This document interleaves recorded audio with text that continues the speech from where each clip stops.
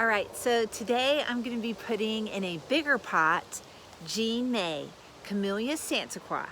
And so this gets around 10 feet tall and 6 feet wide, and it grows in zones 7 through 10, so it's going to do great here.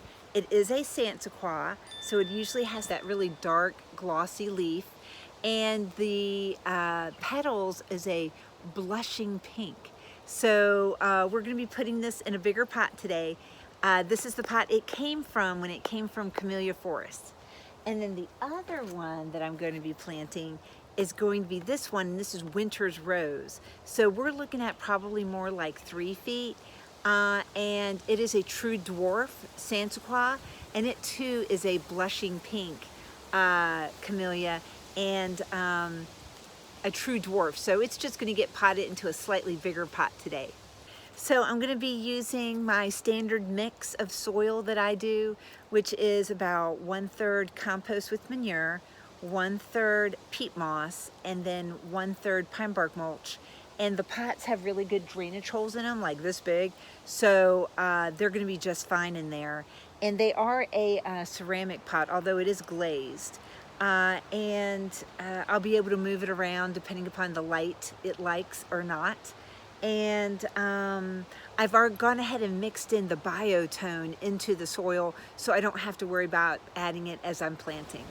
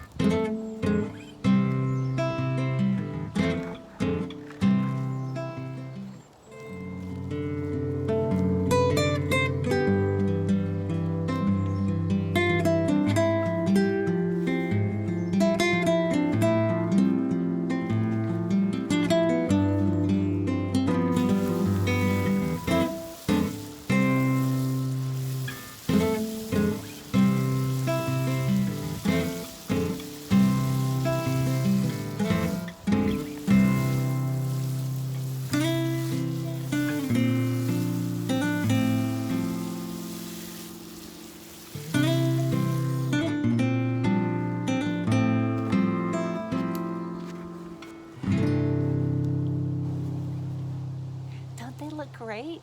Oh my gosh, they look awesome in these pots. Ah, they just look so precious. So they won't stay forever in these pots because I don't believe any plant should stay forever in a pot.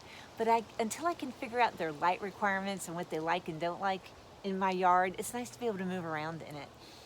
But they're bigger pots, so that means they've got time to put on some more root growth. So that's going to be great for these babies. But I want to go ahead and just say thank you all so much for being a part of my channel and watching and liking my videos. It really means a lot to me and it touches my heart. So I'm going to go ahead and say I hope you're able to go out and make something beautiful in your world today. And until the next video, bye y'all.